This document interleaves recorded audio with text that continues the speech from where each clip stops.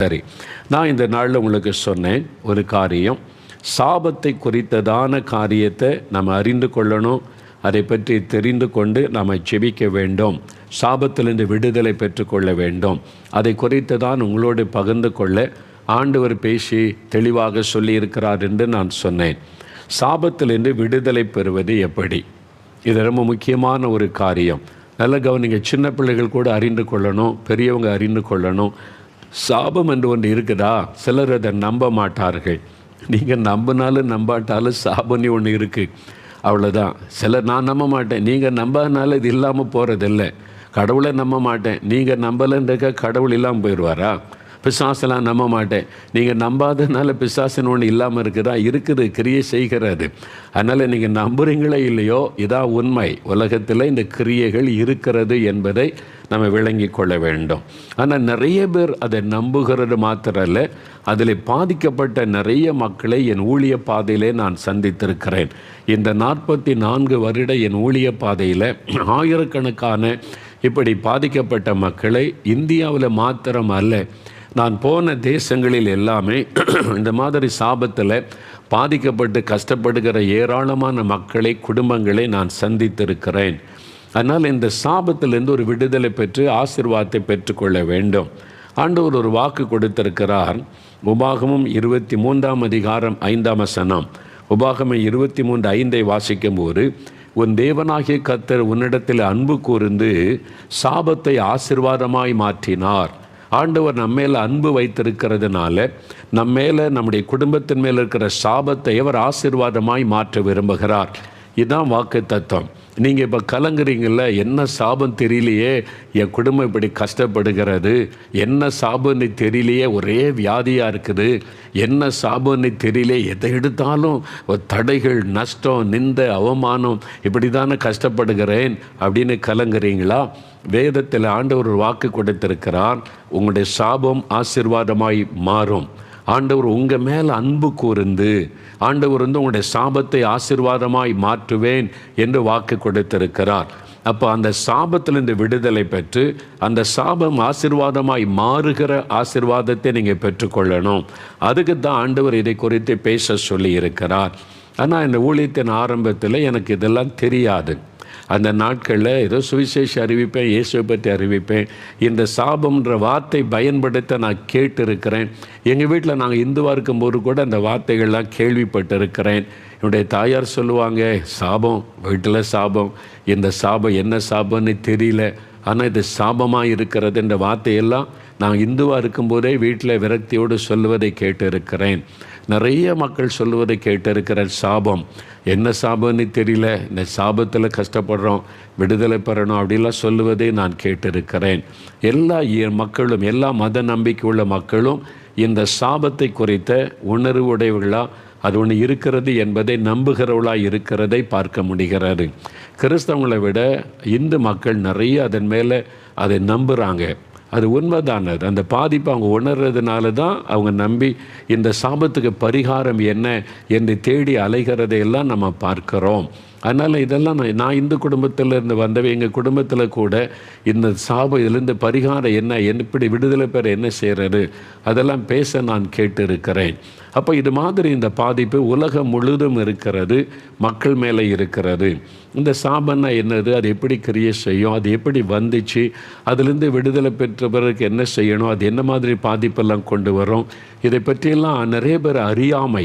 இந்த அறியாமையைத்தான் பிசாசு பயன்படுத்தி நிறைய பேருடைய வாழ்க்கையை சாபத்துக்குள்ளாக்கி வேதனையிலேயே வைத்திருக்கிறதை பார்க்க முடிகிறது. அப்போ அதை பற்றி அறிந்து கொள்ளும்போது, அதிலிருந்து ஒரு விடுதலை பெற்றுக்கொள்ளும்போது நம்முடைய வாழ்க்கை ஆசீர்வாதமாவதை பார்க்க முடியும். நாம் ஆசீர்வாதமாக இருக்க முடியும். அதனால தான் ஆண்டவர் சொல்லுகிறார், என் பிள்ளைகளே, நான் உங்களை நேசிக்கிறேன், உங்களுடைய சாபத்தை ஆசீர்வாதமாய் மாற்ற விரும்புகிறேன் என்று ஆண்டவர் சொல்லுகிறார். அப்போ எனக்கு எப்படி இதை பற்றி ஒரு காரியம் வந்தது என்று சொன்னால், என்னுடைய ஊழியத்தின் ஆரம்ப காலம் 44 வருஷத்துக்கு முன்னால் இந்த இயேசுடைக்கிறார் ஊழியத்தை ஆரம்பித்து நான் ஊழியம் செய்ய ஆரம்பித்த போது, ஆரம்பத்தில் இயேசுடைக்கிறார் குழுவினர்லாம் கிடையாது. தனியாளாக தான் நாங்கள் கூப்பிட்ற இடத்துக்கு ஊழியத்திற்கு நான் செல்லுகிறது உண்டு. எங்கள் ஊரில் ஜெபிக்கிற அந்த ஜெபக்கூட்டத்தில் உள்ள சிலர் என் கூட பக்கத்து இடங்களுக்கு வருவாங்க, பாட்டு பாட ஜெபிக்கெல்லாம் வருவாங்க. அது மாதிரி தான் ஊழியத்திற்கு போவார். ஒரு முறை நேசரத், எங்கள் ஊர் பக்கம் நேசரத்துன்னு ஒரு ஊர் இருக்கிறது, அது பக்கத்தில் பல கிராமங்கள் இருக்கிறது. அப்படி ஒரு கிராமத்தில் ஒரு கூட்டம், 3 நாள் கூட்டத்திற்கு நான் அழைக்கப்பட்டிருந்தேன். அந்த ஆலயத்திற்கு வெளியில் இருக்கிற அந்த மைதானத்தில் இந்த கூட்டம் நடைபெற்றது. பல கிராமத்திலிருந்து ஜனங்கள் கேள்விப்பட்டு அந்த கூட்டத்திற்கு வந்தார்கள். முதல் நாள் கூட்டம், 2வது நாள் கூட்டம்லாம் முடிந்து விட்டது. கடைசி நாளில் நிறைய பல கிராமத்திலிருந்து மக்கள் வந்திருந்தார்கள். கூட்டம்லாம் முடிந்த பிறகு தனியாக ஜெபிக்கணும்னு நிறைய பேர் காத்திருந்தார்கள். நான் ஒவ்வொருவருக்காக ஜெபித்து கொண்டே வந்தபோது ஒரு தாயார் 2 பிள்ளைகளை இடுப்பில் வைத்து தூக்கி கொண்டு வருவதை நான் கவனித்தேன். அவங்க 2 பிள்ளைகளை பெரிய பிள்ளைகள், 10 வயசு 12 வயசு உள்ள பிள்ளைகள் 2 கஷ்டப்பட்டு தூக்கி சுமந்து கொண்டு வர்றாங்க. நான் கேட்டேன், இது பெரிய பிள்ளைங்க தானே, நடக்கிற வயசு தானே, எதுக்கு அந்த பிள்ளைகளை தூக்கி சுமந்துக்கிட்டு வர்றீங்க அப்படின்னா, அப்படி ஒரு குழந்தை கீழே விட்டால் சப்பானியாக உட்கார்ந்து விட்டார். அந்த குழந்தையால் நடக்க முடியாது, அதனால தான் அவங்க தூக்கி சுமந்து வந்திருக்கிறாங்க. இந்த குழந்தை கீழே விட்டால் அதுவும் சப்பானியாக இருக்கிறாரு. 2 பிள்ளைகளாலும் நடக்க முடியாது. 2 பிள்ளைகளும் அப்படியே உட்காந்துட்டாங்க. அந்த பிள்ளைகளுக்கு 10 வயசு 12 வயசு இருக்கும், பெரிய பிள்ளைகளாக இருக்கிறாங்க. கஷ்டப்பட்டு அந்த தாய் தன் பிள்ளைகள் மேலே அன்பு கூர்ந்து சுமந்து கொண்டு மைதானத்துக்கு வந்திருக்கிறாங்க ஜெபிக்கிறதற்காக. நான் அவங்ககிட்ட கேட்டேன், 2 பிள்ளைகளுமா நடக்க முடியல அப்படின்னு கேட்டால் அதிர்ச்சியான இன்னொரு செய்தியை சொன்னாங்க. இவங்களுக்கு மூத்தவன் இன்னொரு பையன் இருக்கிறான் வீட்டில், அவனும் நடக்க முடியாது. 3 பிள்ளைகளுமா அப்படின்னு கேட்டாமா, அவனால் அவனை தூக்கிட்டு வர முடியாது, பெரிய பையன் அவனை தூக்கிட்டு வர முடியாது, அவனும் நடக்க முடியாது. நான் கேட்டேன், என்ன நடந்தது, எதனால் நடக்க முடியல, டாக்டர்கிட்டலாம் போனீங்களா அப்படின்னு விசாரித்தவங்க சொன்னாங்க, பிள்ளைகள் நல்லா அந்த வயசு வந்தபோது நடந்தாங்க, விளையாடினாங்க, நல்லா இருந்தாங்க. ஆனால் குறிப்பிட்ட ஒரு வயசு வரும்போது, அந்த 8 வயசு அல்ல 10 வயசு அந்த வயசு வரும்போது திடீரென்று கால் செயலிழக்க ஆரம்பித்து அப்படியே நடக்க முடியாமல் சப்பானியாக உட்காந்துட்டாங்க. 3 பிள்ளைகளுக்குமே அந்த குறிப்பிட்ட வயசு வரும்போது கால் பலவீனப்பட்டு நடக்க முடியாமல் உட்காந்து சப்பானி ஆயிட்டாங்க.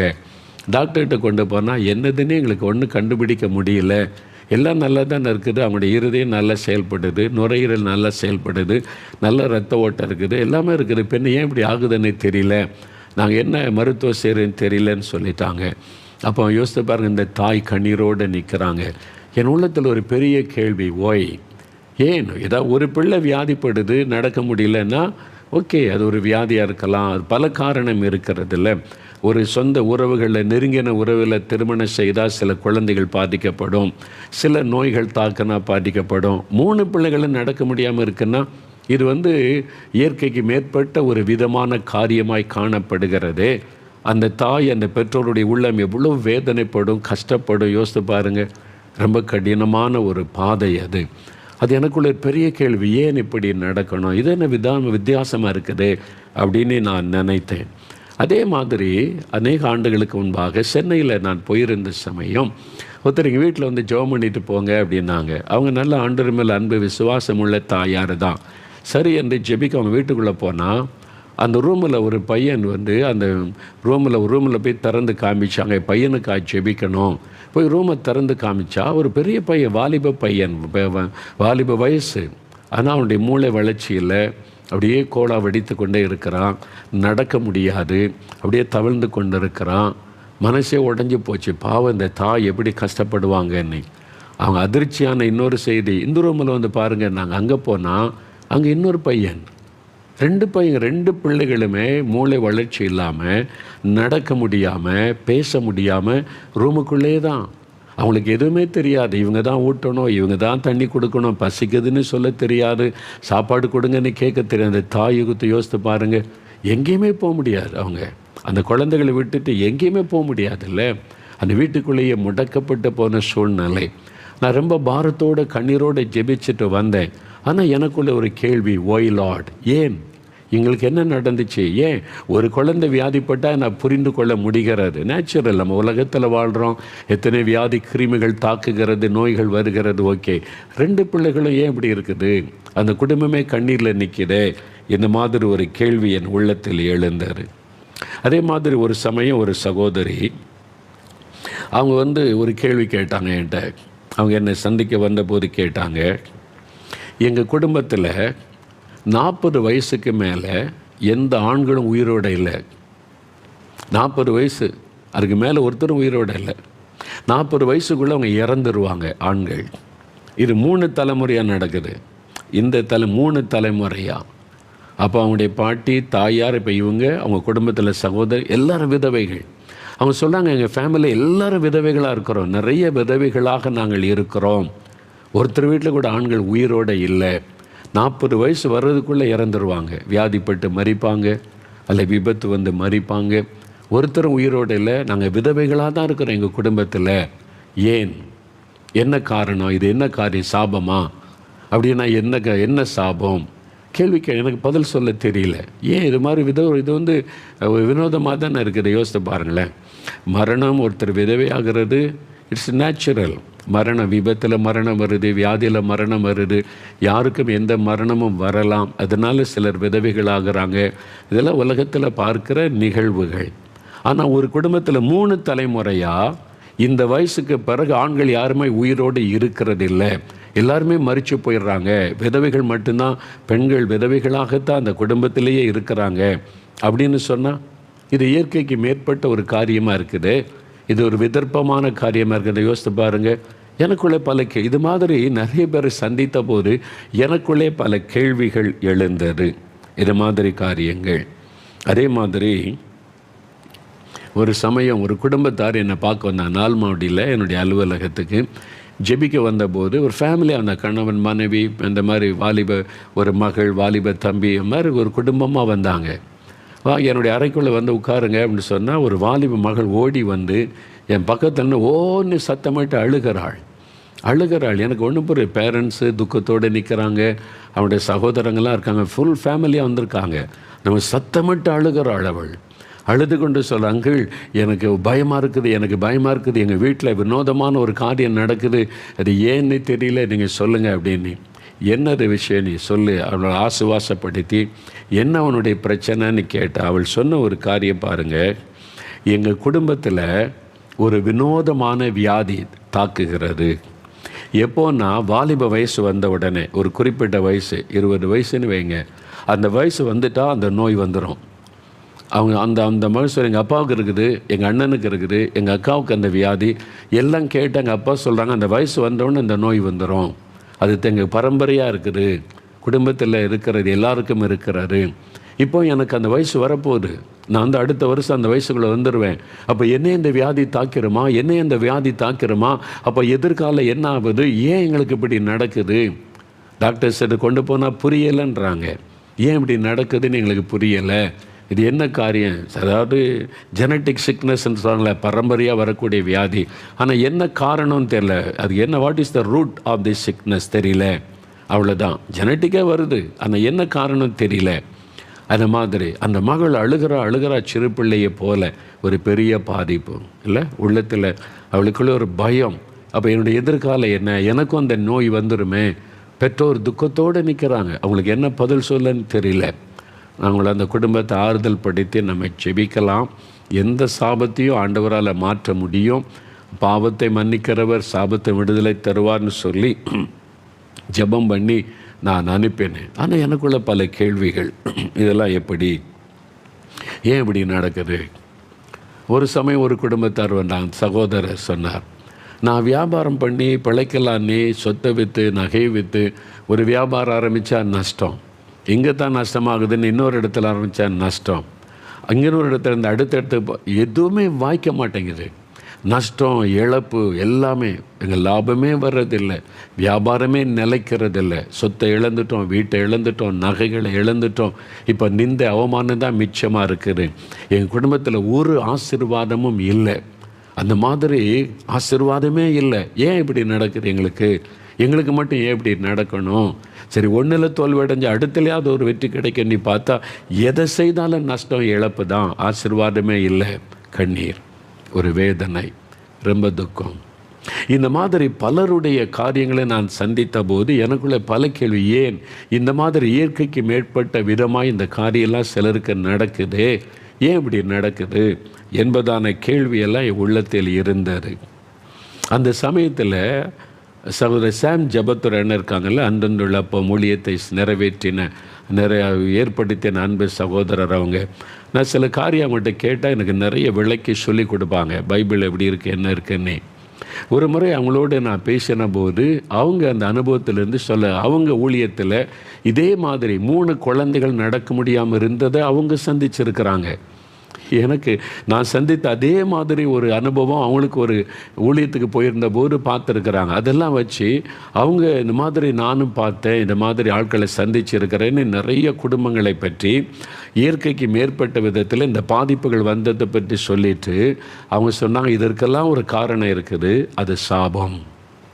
சாபத்தினால தான் இதெல்லாம் நடக்கிறது என்பதாய் பைபிளில் இருந்து சில காரியத்தை எனக்கு எடுத்து காமிச்சாங்க. பாருங்கள், எங்கள் சாபத்தை பற்றி சொல்லியிருக்குது, சாபத்தினுடைய விளைவுகளை பற்றி சொல்லியிருக்கிறது, இதனால் உண்டாகிறது தான் இந்த காரியங்கள் என்று சொல்லி அவங்க நிறைய காரியத்தை விளக்கி சொன்னபோது தான் எனக்கு விளங்க ஆரம்பித்தது. அப்போ இந்த காரியத்துக்கு பின்னால் இருப்பது சாபம் என்கிற ஒரு கிரியை, கண்ணுக்கு தெரியாத ஒரு பயங்கரம் இந்த உலகத்திலே நடந்து கொண்டிருக்கிறது. மனிதனுடைய கண்ணால் பார்க்க முடியாத, மனிதனுக்கு தீமை விளைவிக்கிற, மனிதனுடைய வாழ்க்கையை சின்னாபின்னமாக்குகிற ஒரு கிரியை நடக்கிறது. அது சாபத்தினுடைய கிரியை என்பதை அப்போதான் நான் விளங்கி கொண்டேன். அதன் பிறகு நான் வேதத்தை வாசிக்க ஆரம்பித்து இந்த சாபத்தை குறித்து பைபிளில் என்ன சொல்லப்பட்டு இருக்கிறது, எதனால் இந்த சாபம் வருகிறது, எதனால் இந்த பாதிப்புகள் வருகிறது, யார் யாருக்கு வருகிறது என்பதெல்லாம் பார்க்க ஆரம்பித்த போது பல ஆச்சரியமான காரியங்களை நான் உணர்ந்து கொள்ள முடிந்தது. முக்கியமாக வேத புஸ்தகத்தில் உபாகமம் 28ஆம் அதிகாரம் எடுங்க. உபாகமம் 28வது அதிகாரம் பைபிளில் திருப்புறீங்களா? வேத புஸ்தகத்தை திருப்புங்க. இங்கே தெளிவாக சொல்லப்பட்டு இருக்கிறது. உபாகமும் 28ஆம் அதிகாரம் பழைய ஏற்பாட்டில் 257வது பக்கம் எடுத்துக்கொள்ளுங்க. பழைய ஏற்பாட்டில் 257வது பக்கம் எடுத்துக்கொள்ளுங்க. உபாகமம் 28 அதிகாரம் முதல் 14 வசனங்களை நீங்கள் வாசித்தீங்கன்னா ஆண்டவர் அவரை விசுவாசிக்கிற அவருடைய பிள்ளைகளுக்கு கொடுக்கிற ஆசீர்வாதங்கள் எல்லாம் எழுதப்பட்டிருக்கிறாரு. ஒரு முழுமையான ஆசீர்வாதம். நீ வருகையிலும் ஆசீர்வதிக்கப்பட்டிருப்பாய், போகையிலும் ஆசீர்வதிக்கப்பட்டிருப்பாய். உன் வீட்டில் இருக்கிற மாப்பு செய்கிற தொட்டி கூட ஆசீர்வதிக்கப்பட்டிருக்கும். அதாவது உன் கிச்சன் அங்கே குறைவு இருக்காது, அப்பத்துக்கு தாழ்ச்சி இருக்காது, உணவு பஞ்சம் இருக்காது, முழுமையான ஆசீர்வாதம். நீ கைட்டு செய்கிற எல்லாவற்றிலும் நான் ஆசீர்வாதத்தை கட்டையிடோடு நிலத்தில் மிருக ஜீவன்களில் கற்பத்தின் ஆசீர்வாதம், அப்புறம் நீ கைட்டு செய்கிற எல்லாவற்றிலும் எல்லா சகலவிதமான ஆசீர்வாதம், ஒரு பரிபூரண ஆசீர்வாதம். நீ வாலாகாமல் தலையாவாய், கீழாகாமல் மேலாவாய். நீ கடன் வாங்குகிறவனாக இருக்க மாட்ட, கடன் கொடுக்கிறவனாக இருப்பாய். எல்லா ஆசீர்வாதம் அதில் ஆண்டு சொல்ல. ஒரு மனிதனுக்கு, தேவனுடைய பிள்ளைகளுக்கு ஆண்டவர் வைத்திருக்கிற ஒரு அருமையான வாக்குத்தத்த ஆசீர்வாதம் அதில் முழுமையாக ஆண்டவர் சொல்கிறார். முதல் 14 வசனங்களில் ஆசீர்வாதத்தை ஆண்டவர் சொல்லுகிறதை பார்க்கிறோம். அடுத்து நீங்கள் 15ஆம் வசனத்திலிருந்து வாசித்தீங்கன்னு வைங்க, அதிகாரம் முழுவதும் 68ஆம் வசனம் வரைக்கும் சாபத்தை குறித்து எழுதியிருக்கிறது. சாபம், என்னென்ன சாபங்கள் இருக்கிறது, சாபத்தினால விளைவுகள், பாதிப்புகள் என்ன எல்லாமே அதில் எழுதப்பட்டிருக்கிறது. நீங்கள் வாசித்து பார்த்தா ஆச்சரியமாக இன்றைக்கு நடக்கிற நம்ம சந்திக்கிற நிறைய காரியங்கள் சாபத்தினால் உண்டாவதெல்லாம் இந்த பைபிளில் சொல்லப்பட்டிருக்கிறதை நீங்கள் வாசிக்க முடியும். முதலாவது ஒரு 2 வசனம் பாருங்கள். 2வது வசனம் எடுங்க. உபாகம் 28ஆம் அதிகாரம் 2ஆம் வசனம். ஆண்டவர் சொல்கிறார், நீ உன் தேவனாகிய கர்த்தரின் சத்தத்துக்கு செவி கொடுக்கும்போது இப்பொழுது சொல்லப்படும் ஆசீர்வாதங்கள் எல்லாம் உன்மேல் வந்து உனக்கு பலிக்கும். ஆண்டவர் நம்ம ஆசீர்வதிக்கத்தான் விரும்புகிறார். சகலவிதமான ஆசீர்வாதத்தை வாக்கு பண்ணி இருக்கிறார். நான் உன்னையும் உன் குடும்பத்தையும் நீ கைட்டு செய்கிற எல்லாவற்றையும் ஆசீர்வதிக்க விரும்புகிறேன். இது ஆசீர்வாதம். ஆனால் எப்போ கிடைக்கும்? நீ அவருடைய சத்தத்துக்கு செவி கொடுத்து அவருக்கு பயந்து நடக்கும்போது இந்த ஆசீர்வாதம் எல்லாம் வரும். அப்போ அடுத்தது சொல்கிறார். 15ஆம் வசனம் பாருங்கள், அடுத்த பக்கம் திருப்புங்க. உபாகமும் 28ஆம் அதிகாரம் 15ஆம் வசனம் பாருங்கள். 258ஆம் பக்கம் எடுத்துட்டிங்களா? 15வது வசனம் பாருங்களேன். ஆண்டவர் சொல்கிறார், இன்று நான் விதிக்கிற உன் தேவனாகிய கர்த்தருடைய எல்லா கற்பனைகளின்படியும் கட்டளைகளின்படியும் நடக்க கவனமாக இருப்பதற்கு அவர் சத்தத்திற்கு நீ செவி கொடாதே போவாயாகில். ஆண்டவர் என்ன சொல்கிறாருன்னு கவனிக்காமல் அவன் இஷ்டப்படி வாழ்ந்தேன்னு வச்சுக்க, கர்த்தருடைய கட்டளையின்படி நடக்கலைன்னு வைத்து கொள்ளுங்க. ஆண்டவர் சொல்கிறாரு, அவர் சத்தத்துக்கு செவி கொடுக்காதே போவாயாகில் இப்பொழுது சொல்லப்படும் சாபங்களெல்லாம் உன்மேல் வந்து உனக்கு பலிக்கும். பார்த்தீங்களா, ரெண்டுமே சொல்லப்படுகிறார். நம்ம ஒன்றை மட்டும்தான் பார்க்குறோம், ஆசீர்வாதம் ஆசீர்வாதம் ஆசீர்வாதம். எப்படி ஆசீர்வாதம் என்று ஒன்று இருக்கிறதோ சாபம் என்றும் ஒன்று இருக்கிறது என்பதை வேதம் தெளிவாய் சுட்டி காண்பிக்கிறது. கர்த்தரே சொல்லி வைத்திருக்கிறார். அதனால் தேவனுடைய கட்டளைக்கு கீழ்ப்படிந்து அவருடைய வார்த்தையின்படி நடக்கும்போது ஆசீர்வாதம், ஆண்டவருடைய கற்பனைக்கு செவி கொடுக்காமல் இஷ்டப்படி நடக்கும்போது இந்த சாபமெல்லாம் உன்மேல் வந்து உனக்கு பலிக்கும் என்று ஆண்டவர் சொல்லி இருக்கிறதை பார்க்கிறோம். அப்போது ஆசீர்வாதம் சாபம் ரெண்டையுமே வேதம் சொல்லுகிறது. நம்ம எல்லாருமே வெறும் ஆசீர்வாதத்தின் மேலே மட்டும்தான் கவனம் செலுத்துகிறோம். சாபம் என்று ஒன்று இருக்கிறது, அது இந்த உலகத்தில் கிரியை செய்கிறது. சாபத்தினுடைய பாதிப்புகள் பல குடும்பத்தின் மேலே இருக்கிறது, மனிதர்கள் மேலே இருக்கிறது, சில ஊழியர்கள் மேலே இருக்கிறது. உங்களுக்கு ஆச்சரியமாக இருக்குதா? நான் வேதத்தில் தொடர்ந்து நம்ம தியானிக்கும் போது பைபிளில் இருந்து தெளிவாக நாம் பார்க்கலாம். ஏன் ஊழியர்கள் மேலே சாபம் வருது? அதெல்லாம் கூட நம்ம வேதத்தில் இருந்து அறிந்து கொள்ளணும். இந்த சாபத்தினால உண்டாகிற சில காரியம் உங்களுக்கு ஆச்சரியமாக, நீங்கள் வீட்டில் வாசிங்க இந்த 28 அதிகாரத்தை. உதாரணத்துக்கு 2 வசனம் வாசிக்கிறேன் பாருங்கள். 27 வசனம், நீ குணமாகாதபடி கர்த்தர் உன்னை எகிப்தின் எரிபந்தமான பருக்களினாலும் மூல வியாதியினாலும் சொறியினாலும் சிறங்கினாலும் வாதிப்பார். சொறி சிறங்கு ஒரு வாதை. நீ யோசித்து பாருங்கள், சொறி சிறங்கு வந்துட்டா சில சாட்சி சொல்கிறாங்களா, எனக்கு ரத்தமாக வடிஞ்சுது, எனக்கு அவமானமாக இருக்குது, எவ்வளோ பெரிய ஒரு அசிங்கமான ஒரு காரியமாக இருக்குது, வேதனை ஒரு பக்கம், அவமானம் ஒரு பக்கம், அது ஒரு வாதை, அது சாபத்தினால் வருகிறது என்று ஆண்டவர் சொல்லி இருக்கிறார். பாருங்கள், கர்த்தர் உன்னை புத்தி மயக்கத்தினாலும் குருட்டாட்டத்தினாலும் மன திகைப்பினாலும் வாதிப்பார். அது ஒரு வாதை, மென்டல் டிப்ரெஷன். இன்றைக்கி நிறைய சொல்லலை, டிப்ரெஷன் அது சாபத்தினால் உண்டாகிற ஒரு காரியம், ஒரு புத்தி மயக்கம். அப்படியே புத்தி மயக்கம், அப்படி குருட்டாட்டம், மென்டல் டிப்ரெஷன். என்ன பண்ணன்னு தெரியல, மதி மயங்கி போயிட்டு மென்டல் மாதிரி ஆகிடுறேன். அது ஒரு சாபத்தினால் வந்தது என்பதாக வசனத்தில் பார்க்கிறோம். இன்னொரு வசனம் பாருங்கள், 29, குருடன் அந்தகாரத்திலே தடவி திரிகிறதை போல நீ பட்ட பகலிலே தடவி கொண்டு திரிவாய். உன் வழிகளில் ஒன்றும் உனக்கு வாய்க்காதே போகும். வாய்க்க மாட்டேங்குது, தடையாயிருது, ஒன்றும் நடக்க மாட்டேங்குது. இங்கே இருக்கிற அதனுடைய காரணம் என்ன? ஆண்டவர் சொல்கிறார், உன் வழிகளில் ஒன்றும் உனக்கு வாய்க்காதே போகும். உதவி செய்வார் இல்லாமல் நீ எந்நாளும் ஒடுக்கப்படுகிறவனும் பறி கொடுக்கிறவனுமாயிருப்பாய். யாருமே எனக்கு உதவி செய்யலை, அநாத மாதிரி ஆகிட்ட, செத்துடலாம் போல தோணுது. இதெல்லாம் பைபிள் எழுதியிருக்கு. இதை எதனால் வருதுன்னா அதுக்கு பின்னால் இருக்கிறது சாபம் என்பதாக வேதத்தை 1-2 தான் பார்த்தோம். நீங்கள் வீட்டில் அதை வாசிங்க. உபாகம் 28 அதிகாரத்தை கருத்தாக ஒன்றொன்னா நீங்கள் வாசித்து பார்த்தீங்கன்னா சாபத்தினால் உண்டாகிற வியாதிகள், பாதிப்புகள், அழிவுகள், வேதனைகள், மனக்கலக்கங்கள் எல்லாமே பைபிளில் சொல்லப்பட்டு இருக்கிறதை நீங்கள் பார்க்க முடியும். அப்போது ஆசீர்வாதம்னு ஒன்று இருக்குது, சாபம்னு ஒன்று இருக்கிறது என்பதை வேதம் தெளிவாய் சொல்லுகிறாரு. அப்போ நம்ம இதை பற்றி தெளிவாக அறிந்து கொள்ளும்போது தான், அப்போ என் ஜனங்கள் அறிவில்லாமையினால் சங்காரமாகிறார்கள்னு ஆண்டவர் சொல்கிறார்.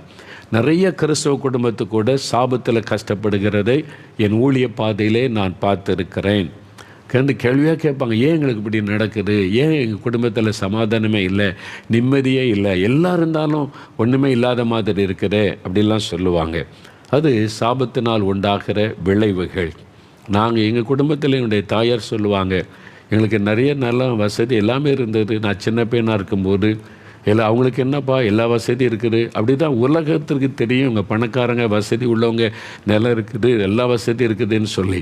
ஆனால் எங்களுடைய தாயார் சொல்லுவாங்க, 5 ரூபாய்க்கு பக்கத்து வீட்டில் போய் கடன் வாங்குவோம். இதுதான் நம்முடைய நிலைமை. தரித்திரம். எல்லாம் இருக்குது, நிலம் இருக்குது, வசதிக்கு வருமானம் எல்லாம் இருக்குது. தரித்திரம். 5 ரூபாய்க்கு கடன் வாங்குவார், 10 ரூபாய்க்கு கடன் வாங்குறாரு. நாளைக்கு தர்றோம், அடுத்த நாள் தர்றோம், அறுவடை வந்தோடனே தர்றோன்னு சொல்லி.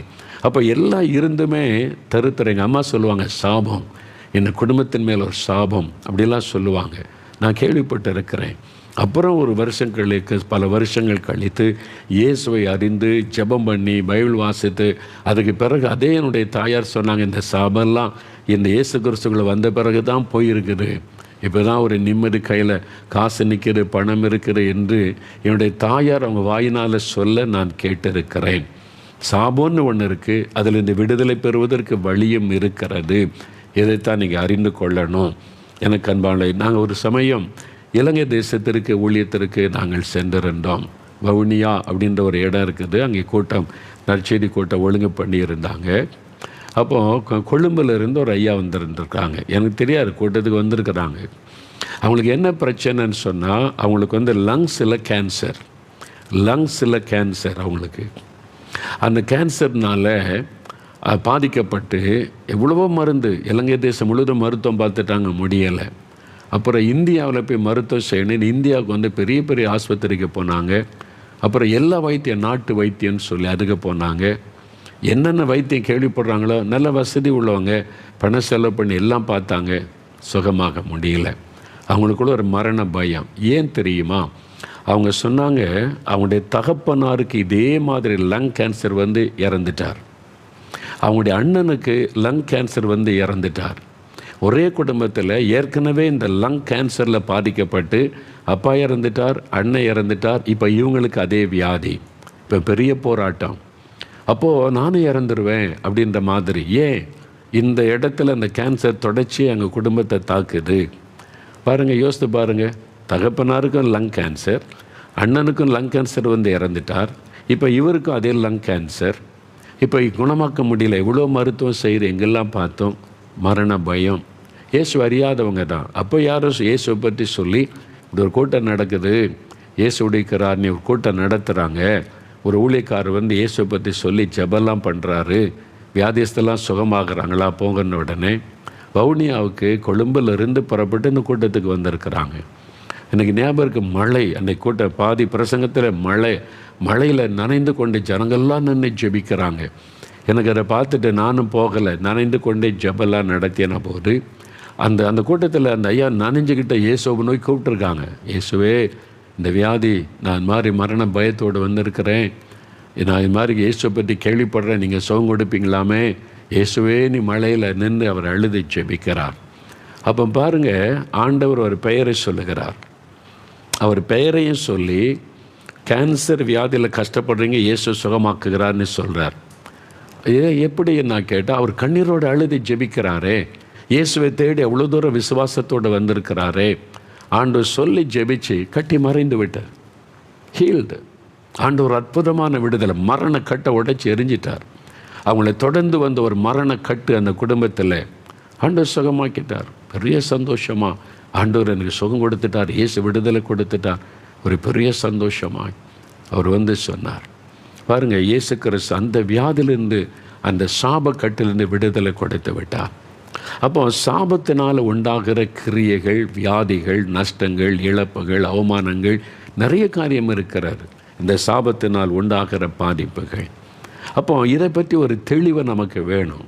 நிறைய பேருக்கு அந்த தெளிவு இல்லை, அதை குறித்து ஒரு அறிவு இல்லை, அதை பற்றி அறிந்து கொள்ளுவதில்லை. அதனால் நிறைய பேர் சாபத்துக்குள்ளேயே கஷ்டப்பட்டு பக்தியாக இருப்பாங்க, சாபத்துக்குள்ளே இருப்பாங்க. அதான் சொன்னோமே, எங்கள் வீட்டில் எவ்வளோ பக்தியாக இருந்தோம். எங்கள் வீட்டில் சாமி வீடு அல்லது கோயில் வீடுன்னு ஒரு ரூமே வச்சுருந்தோம். அதில் குத்து விளக்கு ஏற்றுறது, படங்களுக்கு போகிறது. தினம் காலை, ஒரு நேரம் இல்லை, காலையிலேயும் மாலை குளிச்சுட்டு நேராக வீட்டுக்குள்ளே வந்தால் அதுக்குள்ளே போய் சாமி கும்பிடுவார். சாஷ்டாங்கமாக விழுந்து கும்பிட்றதெல்லாம் எங்கள் பெற்றோர், எனக்கு பாட்டி கற்றுக் கொடுத்துருந்தாங்க. தினசரி அந்த பூர்லாம் போட்டு பக்தியாக சாமி கும்பிடுவது. பக்தியெல்லாம் இருந்துச்சு, அதுக்கெல்லாம் செலவு பண்ணி பக்தியாக. ஆனால் சாபம் வீட்டுக்குள்ளே இருந்தது. பக்தியும் இருக்குது, சாபமும் இருக்குது, பாதிப்பு இருக்குது. இது கிறிஸ்தவ வீடுகளையும் இருக்குது. சர்ச்சுக்கு போகிறாங்க, வீட்டில் சாபம் இருக்குது. ஜெபிக்கிறாங்க, வீட்டில் சாபம் இருக்குது. கிறிஸ்தவ குடும்பத்திலையும் இருக்கிறாரு. அப்போது இது விட்டு வைக்கலை யாரையுமே. அப்போ இதுலேருந்து உண்மையாக விடுதலை பெற என்ன தான் செய்கிறது? அப்போ யாருக்கு தான் விடுதலை கிடைக்கும்? அப்போ நீங்கள் அதுதான் வேத வசனத்திலிருந்து, அந்த தெளிவிலிருந்து அறிந்து கொள்ளணும். அதை நம்ம தெளிவாக, சத்தியத்தை அறிவீர்கள், சத்தியம் உங்களை விடுதலையாக்கும். வேத வசனம் தான் சத்தியம். இதில் தான் அந்த சத்தியம் சொல்லப்படுது. அப்போ இதை நம்ம தெளிவாக அறிந்து கொண்டு ஜெபம் பண்ணும்போது அதிலிருந்து விடுதலை நம்ம பெற்றுக்கொள்ள முடியும், அந்த சாபத்திலிருந்து. ஒரு சமயம் நான் கோயம்புத்தூருக்கு அநேக ஆண்டுகளுக்கு முன்னால் ஊழியத்துக்கு போயிருந்தப்போ ஒரு ஹோட்டலில் ரூமில் தங்க வச்சுருந்தாங்க. அங்கே நான் ஜெபம் பண்ணிக்கிட்டே இருப்பேன். சாயங்காலம் வந்து கூட்டத்துக்கு கூப்பிட்டு போவாங்க. கூட்டம் முடிஞ்சோன்னா அங்கே கொண்டு வந்து விட்டுருவாங்க. அங்கே தான் நான் தங்கியிருந்தேன். அந்த ரூமில் ரூம் பாய்ன்னு சொல்லுவாங்கள்ல, ரூமில் தண்ணி கேட்டால் காஃபி கேட்டால் கொண்டு வந்து கொடுப்பாங்கல்ல, அதில் வேலை செய்கிற ஒரு வாலிபன். அவர் வந்து நான் 3 நாளாக தங்கியிருக்கல என்னை கவனித்து கொண்டு இருந்தார். நான் பைபிள் வாசிக்கிறது, ஜெபிக்கிறது அதெல்லாம். ஒரு நாள் வந்து எல்லாம் கொடுத்துட்டு என்னை பார்க்கணும், பேசணும் தயங்கி நின்றார். அந்த வாலிபனை கூப்பிட்டு, என்ன விஷயம், என்கிட்ட பேசணுமா? ஆமாம். என்ன விஷயம் சொல்லுங்கள் தம்பி அப்படின்னு கேட்ட போது சொன்னார், ஐயா எனக்கு அப்பா அம்மாவும் கிடையாது, நான் எல்லாத்தையும் இழந்துட்டு ஒரு அனாதையாக நிற்கிறேன், எனக்குன்னு யாரும் கிடையாது. ஆனால் நான் கஷ்டப்பட்டு வேலை செய்வேன், ஒரு வேலை கொடுத்தா ஆனால் ஆசீர்வாதமே இல்லை, எங்கேயுமே நிலைச்சி நிற்கலை. ஒரு இடத்துல வேலை செய்கிற கொஞ்ச நாள், அப்புறம் ஏதாவது பிரச்சனை வந்து என்னை துரத்திடுவாங்க. நான் தப்பு வேணுக்கு நீ பண்ணுறதும் இல்லை, கஷ்டப்பட்டு உழைப்பேன், உண்மையாக தான் இருப்பேன். ஆனால் நான் ஒரு இடத்துல நிலையாக இருக்கிறேன், என்னை துரத்திடுவாங்க. அடுத்த இடத்துக்கு வேலைக்கு போனால் அங்கே கொஞ்ச நாள் தான், எதுலேயுமே நிலச்சி இருக்கிறது இல்லை. நானாக இதை விரும்பி தப்பு பண்ணுறது இல்லை, ஏதாவது பிரச்சனை வந்து என்னை துரத்திடுவாங்க. பல இடங்கள், ஒரு இடத்துல நிலை இல்லை. இப்போ இதில் சர்வராக வேலை செய்கிறேன். இந்த ஊரில் எனக்கு நிம்மதியே இல்லை, சமாதானம் இல்லை, ஒரு ஆசீர்வாதமே இல்லை. என் சொந்தக்காரெல்லாம் சொல்கிறாங்க, நீ ஒரு சபிக்கப்பட்டவன். அப்படி நீ சபிக்கப்பட்ட, உனக்கு ஆசீர்வாதமே இருக்காது. அப்பா அம்மா இழந்துட்ட, குடும்பத்தில் யாரும் மேலே அனாதையை நிற்கிறல்ல, எல்லாத்தையும் இழந்துட்டு ஒன்றும் இல்லாமல் நிற்கிறல்ல, நீ ஒரு சபிக்கப்பட்டவன், உன் வாழ்க்கையில் நீ ஆசீர்வாதமாக இருக்கவே மாட்டேன்னு என் சொந்தக்காரங்கெல்லாம் சொல்கிறாங்க. நீ பாரு, நீ பிறந்து கொஞ்ச நாள் அப்பா அம்மா இழந்துட்டல, எல்லாத்தையும் பறி கொடுத்துட்டல, நீ சபிக்கப்பட்டவன்னு சொல்கிறாங்க. அவர் ரொம்ப துக்கத்தோடு, அதனால் இந்த ஊரில் நான் இருக்காமல் எங்கேயாவது போயிடலான்னு நினைக்கிறேன். அப்போது நான் என்ன பண்ணுறது ஐயா அப்படின்னு கேட்டார். என்ன செய்ய, நான் இந்த ஊரில் இருக்கவா, நான் எங்கேயா போயிடணும்னு தோணுது, எனக்கு ஆசீர்வாதமே இல்லையே. அந்த வாலிபனுக்குள்ளே ஒரு பெரிய பாதிப்பு, நான் சபிக்கப்பட்டவன், எங்கள் அப்பா அம்மா இழந்துட்டேன், சொத்தெல்லாம் யாரும் எடுத்துக்கிட்டாங்க, இழந்துட்டேன், எனக்குன்னு யாருமே இல்லை, நான் என்ன வேலை செய்தாலும் நிலைக்க மாட்டேங்குது, வருமானம் நிற்க மாட்டேங்குது, நிம்மதி இல்லை, சமாதானம் இல்லை, அது மாதிரி ஒரு ஆசீர்வாதமே இல்லாதவனாக இருக்கிறேன், எங்கேயாவது போயிடலாம், ஒரு இடத்துல இருக்க முடியலல்ல, அது மாதிரி ஒரு காயப்பட்ட உள்ளம். அப்போ என்னையா சொல்கிறீங்க நீங்கள், நான் என்ன பண்ணணும், இங்கே இருக்கட்டுமா, எங்கேயாவது போட்டுமா? அப்போ நான் என்ன சொல்ல முடியும்? நான் சொன்னேன், சரி தம்பி, நான் இன்றைக்கி ஜெபம் பண்ணுறவங்களுக்காக, நாளைக்கு வந்து என்னை பாருங்கள், அப்போ நான் வந்து ஆண்டவர் என்ன சொல்கிறாருன்னு நான் கேட்குறேன் அப்படின்னு சொல்லிவிட்டு அனுப்பிட்டேன். சரின்னு போயிட்டார். அடுத்த நாள் அந்த தம்பி வந்தார், பயந்துக்கிட்டே வந்து நின்றார். நான் அவனுக்கு ஜெபம் பண்ணும்போது ஆண்டவர் சில காரியம் பேசினார். நான் சொன்னேன், தம்பி நீங்கள் எங்கே போக வேண்டாம், இதே ஊரில் இருங்க, இந்த பட்டணத்தில் இயேசு உங்களை ஆசீர்வதிப்பார், நீங்கள் அவரை விசுவாசித்து அவரை உறுதியாக பற்றி கொள்ளுங்க. அவர் உங்களுக்காக சிலுவையில் மரித்து சாபத்தெல்லாம் சுமந்துட்டார். நீங்கள் சபிக்கப்பட்டவனை ஊர் சொல்லலாம், ஆனால் இயேசு சொல்கிறார், உன் சாபத்தை மாற்றுறதுக்கு நான் சிலுவையில் ரத்தம் சிந்தி மரித்தேன், உன் சாபத்தை மாற்ற தான் நான் சிலுவையில் சாபமானேன், உன் சாபத்தை நான் சிலுவையில் சுமந்து முடிச்சிட்டேன், அதனால் நான் உன் சாபத்தை ஆசீர்வாதமாக மாற்றுவேன், ஆண்டவரால் முடிய சொல்லி இருக்கிறாரு. நீ அவர் மேலே விசுவாசம் வைத்து நீ அவர்கிட்ட ஜெபம் பண்ணு, பிரார்த்தனை பண்ணு, இதே பட்டணத்தில் உன்னை ஆசீர்வதித்து ஆண்டவர் உயர்த்துவார் அப்படின்னு சொன்னேன். அப்படியா, நான் இன்றைக்கி சர்வராக இருக்கிற ரூம் பாயாக இருக்க, என்ன கூட உயர்த்துவார். அந்த சாபம் மாறும்போது உயர்வு ஆசீர்வாதம் வந்துடும், ஆண்டவர் ஆசீர்வதிப்பார், உனக்கு ஜெபம் பண்ணி கொள்கிறேன்னு சொன்னால் அவன் ரொம்ப சந்தோஷம், மகிழ்ச்சி. பாருங்கள், இன்றைக்கு அதே பட்டணத்தில் அந்த வாலிபன் ஒரு பெரிய பிஸ்னஸ் மேன், ரஞ்சித் என்கிற சகோதரர் கேட்டரிங் பிஸ்னஸ் பண்ணுறார். இன்றைக்கி கலெக்டருக்கு அவருக்கு தெரியும், எஸ்பிக்கு தெரியும், பெரிய பெரிய தொழிலதிபர்கள், பெரிய பெரிய டாப் பீப்புள் எல்லாம் அவருக்கு தெரியும், அவருக்கு ஃப்ரெண்ட்ஸ், அவர் தான் கேட்டரிங் செய்கிறார், பெரிய பிஸ்னஸ் மேன். இன்றைக்கி அவரை தெரியாதவங்க கோயம்புத்தூரில் இருக்க முடியாது. சாபத்தில் இருந்த ஒரு வாலிபன் தேவன் ஆசீர்வாதத்தின் உச்சத்துக்கு கொண்டு போய் வைத்திருக்கிறார். அதான் இயேசு, அதான் இயேசு, இதான் நற்செய்தி. அதைத்தான் நான் உங்களுக்கு சொல்லுகிறேன், சாபத்தை ஆசீர்வாதமாய் மாற்றுகிற ஒரு ஆண்டவர் இருக்கிறார். எந்த சாபத்தையும் மாற்ற முடியும். இன்றைக்கு நீங்கள் என் வாழ்க்கையே சாபத்துக்குள்ளாகிவிட்டது, நான் சபிக்கப்பட்டவனாக இருக்கிறேன்னு கலங்கி கொண்டு இருக்கலாம். பாருங்கள், அந்த வாலிபனுடைய வாழ்க்கை எப்படி மாற்றி, இன்றைக்கி எவ்வளோ பேருக்கு அவர் ஆசீர்வாதமாக இருக்கான்னு தெரியுமா? இன்றைக்கி நிறைய பேருக்கு ஒரு ஆசீர்வாதம். அவர் போய் அநேகருக்கு நன்மை செய்கிறார், அநேகருக்கு உதவி செய்கிறார். ஒரு அனாதை, யாருமே இல்லை, உனக்கு அப்பா அம்மா கிடையாது, நீ சபிக்கப்பட்டவன், சமுதாயத்தில் ஒதுக்கப்பட்டவன் என்று சொன்ன அந்த சகோதரர் இன்றைக்கி பல ஆயிரங்களுக்கு ஆசீர்வாதமாக இருக்கிறார். அந்த பட்டணத்தில் நிறைய பேருக்கு நன்மை செய்கிறார். அவர் வீட்டுக்கு நான் போயிருக்கிறேன். ஒரு ரூமுக்கு போனீங்கன்னா இந்திய மேப் இருக்கும், தமிழ்நாடு மேப் இருக்கும். ஜெபம் அவர் சொல்ல, குடும்பமாக நாங்கள் தேசத்துக்காக ஜெபிக்கிறோம். தேசத்துக்கே இன்றைக்கி ஆசீர்வாதமாக இருக்கிறார். பாருங்கள், இன்னைக்கு எவ்வளோ சந்தோஷமாக எல்லாரையும் நீங்கள் சந்தோஷமாக இருங்கன்னு உற்சாகப்படுத்துகிறார். எப்படி ஆண்டவர் மாற்றுகிறார். நீங்கள் ஒருவேளை இன்றைக்கு இந்த அந்த வாலிபனை போல நான் சபிக்கப்பட்டவன், என் வாழ்க்கையை சாபத்துக்குள்ளாகிவிட்டது, என்னை கலங்கி நிற்கிறீங்களா? உங்கள் சாபத்தை ஆசீர்வாதமாய் மாற்றுகிற ஒரு ஆண்டவர் இயேசு. எந்த சாபத்தையும் அவரால் மாற்ற முடியும். சாப கட்டுகளை அறுத்தவங்களை ஆசீர்வதிக்க முடியும். இந்த செய்தியை தான் நீங்கள் அறிந்து கொள்ளணும் என்று ஆண்டவர் விரும்புகிறார். ஒரு முறை ஒரு பெற்றோர் வந்தாங்க.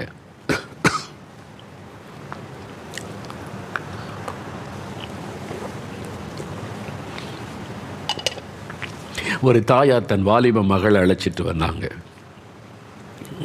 அந்த மகள் வேதனையோடு சொன்ன காரியம், ஐயா நான் சபிக்கப்பட்டவள் அப்படின்னு சொல்கிறாங்க. நீ அதிர்ஷ்டம் இல்லாதவ, நீ சபிக்கப்பட்டவள், உன் வாழ்க்கை சாபத்துக்குள்ளே, நீ அவனுக்கு அதிர்ஷ்டமும் கிடையாது, உனக்கு நல்ல நேரமும் கிடையாதுன்னு சொல்கிறாங்க. கிறிஸ்துவை அறியாத குடும்பத்தை சார்ந்த ஒரு வாலிப பெண். தாயும் மகள் அழுகிறாள் கண்ணீர் விட்டு. என்ன சொல்ல, எங்கள் அம்மாவே சொல்கிறாங்க, நீ சாபக்கப்பட்டவ, உனக்கு நல்ல காலமே கிடையாது அப்படின்னு சொல்கிறாங்க. ஏமா அப்படி சொல்கிறீங்க?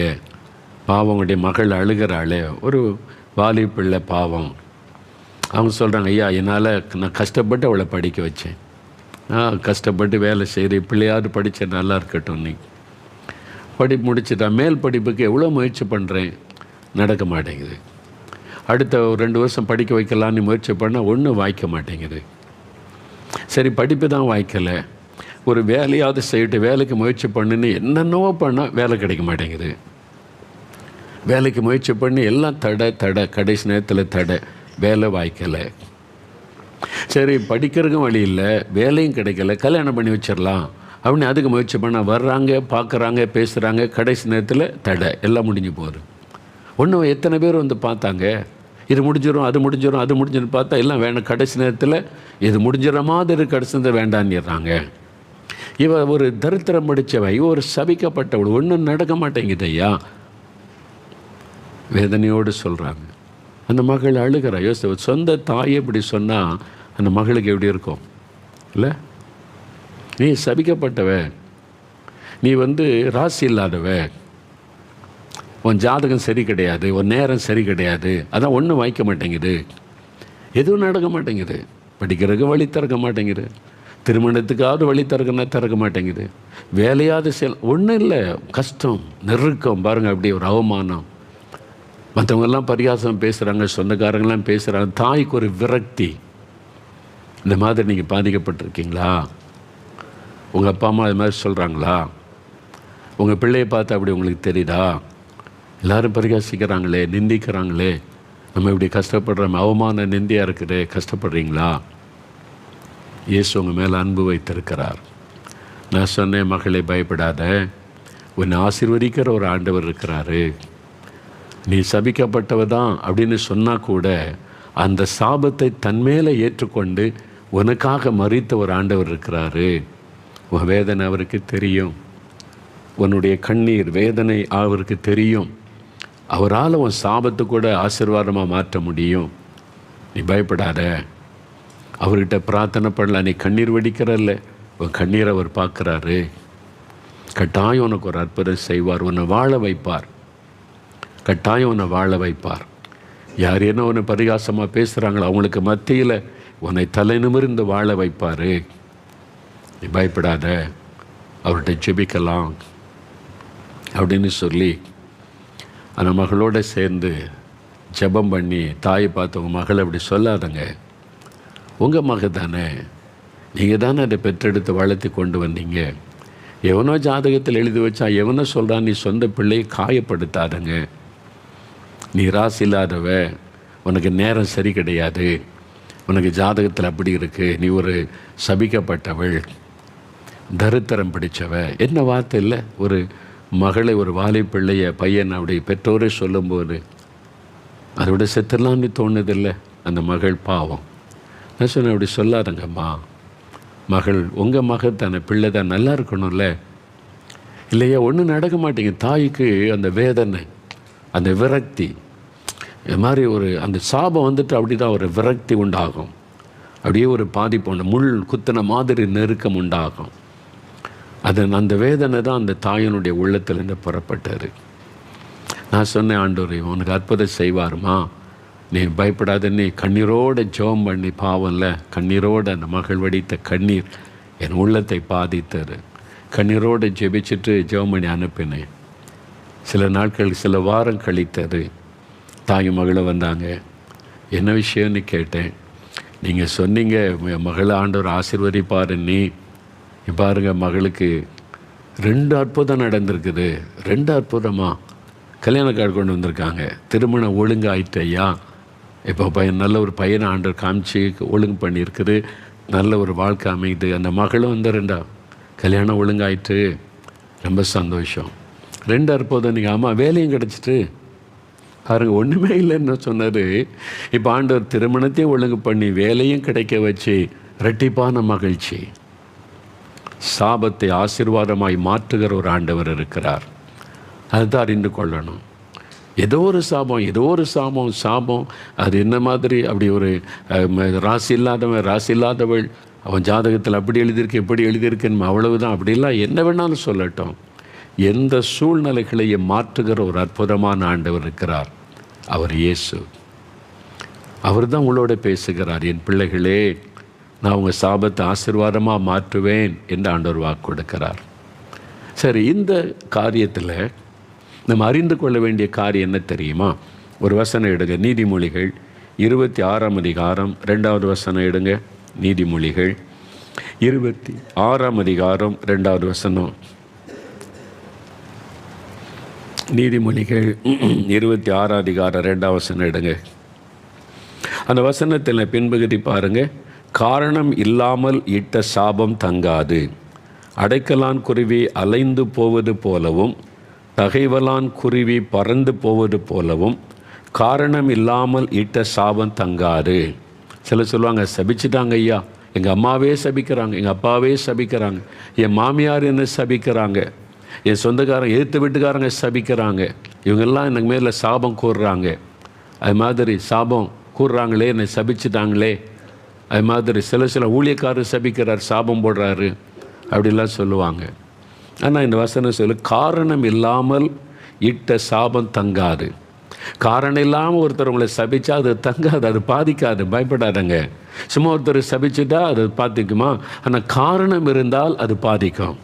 அது 2, அதான் வித்தியாசம். பைபிள் சொல்லுகிறது, ஆண்டவர் சொல்கிறாரு, காரணம் இல்லாமல் இட்ட சாபம் தங்காது. சும்மா அவள் காரணம் இல்லாமல் ஒருத்தர் சபிக்கிறான்னு வைங்க, அது உங்களை பாதிக்காது, உங்களை தங்காது, அதனால் எந்த பாதிப்பும் வராது. அப்போ காரணம் இருந்தால் அது உங்களை பாதிக்கும். அப்போ சாபத்துக்கு ஒரு காரணம் இருக்கிறது, அதான் நீ அறிந்து கொள்ளணும். சாபம்னா அதுக்கு ஒரு காரணம் இருக்கிறது. அதை நம்ம அறிந்து கொண்டு ஜெபிச்சாதான் அந்த சாபத்திலிருந்து விடுதலை அடைய முடியும். இந்த சாபத்துக்கு என்ன காரணம்? பைபிள் இருக்குது நிறைய காரியம். இதைத்தான் நம்ம அறிந்து கொள்ளணும். அதாவது தேவனிடத்திலிருந்து வரக்கூடிய சாபம் இருக்கிறது. தேவனிடத்திலிருந்து வரக்கூடிய சாபம் இருக்கிறது, பைபிளில் சொல்லப்பட்டிருக்கிறது. மனிதரிடத்திலிருந்து வரக்கூடிய சாபம், சில பாதிக்கப்பட்ட மனிதர்கள் சபிக்கும் போது அதனால் உண்டாகிற பாதிப்பு, அந்த சாபமும் இருக்கிறது. 3வது, நமக்கு நாமே வருவித்துக் கொள்கிற சாபம், அதுவும் இருக்கிறது. என்னங்க சொல்கிறீங்க, எப்படிலாம் இருக்கா? நமக்கு நாம் இப்படி அறியாமையினால நமக்கு நாமே வருவித்துக் கொள்கிற சாபமும் இருக்கிறது. இதெல்லாம் வேதத்தில் சொல்லப்பட்டிருக்கிறது. இதைத்தான் நம்ம அறிந்து கொள்ளணும். சத்தியத்தை அறிவீர்கள், சத்தியம் உங்களை விடுதலையாக்கி. இந்த வேத சத்தியத்தை அறியணும். ஆண்டவர் சொல்றார், என் ஜனங்கள் அறிவில்லாமையினால் சங்காரமாகறாங்க. என் ஜனங்கள் தான் என்னை விசுவாசிக்கிறாங்க, என் மேல் அன்பு வச்சிருக்கிறாங்க, ஆனால் சங்காரமாகறாங்க, அழிகிறாங்க, கஷ்டப்படுறாங்க, வேதனையிலேயே இருக்கிறாங்க. ஏன்? அறிவில்லாமையினால. அவங்களுக்கு சத்தியத்தை குறித்த அறிவு இல்லை, வேத வசனத்தை குறித்த அறிவு இல்லை. சும்மா ஆண்டவரை நேசிக்கிறேன், பக்தியாக இருக்கிறேன், சர்ச்சுக்கு போகிறேன், காணி கொடுக்குறேன்னு நினைக்கிறாங்க. ஆனால் வசனத்தின் சத்தியத்தை அவங்க அறியாததுனால சங்கரமாகி அழிஞ்சுக்கிட்டு வேதனையில் உட்கார்ந்துருக்கிறாங்க. அப்போ அவங்க அறியணும், ஒரு சத்தியத்தை அறியணும், அதுதான் விடுதலையாக்கும். சாபம் என்றால் சாபம் எதனால் வருது, அது எங்கே ஆரம்பிச்சது? பைபிளில் இருக்க முதலாவது சபிக்கப்பட்டது யாரு? அந்த சாபம் எப்படி உலகத்துக்குள்ளே வந்துச்சு? அது ஏன் இன்றைக்கு வரைக்கும் தொடருது? என்னென்ன காரியம் மனிதனை பாதிக்கிற சாபம், அதில் இந்த விடுதலை பெற என்ன செய்யணும், எல்லாமே பைபிளில் இருக்கிறது. நோய்க்கான காரணமும் இருக்குது, சுகம் பெறுகிற வழியும் இதில் இருக்குது. சாபத்துக்கான காரணத்தையும் வசனம் சொல்லுது, அதில் இந்த விடுதலை பெறுகிற வழியும் வசனம் சொல்லுகிறது. இதை அறிந்து கொண்டால் நீங்கள் சாபத்திலிருந்து விடுதலை பெற்று ஆசீர்வாதமாக இருக்க முடியும்.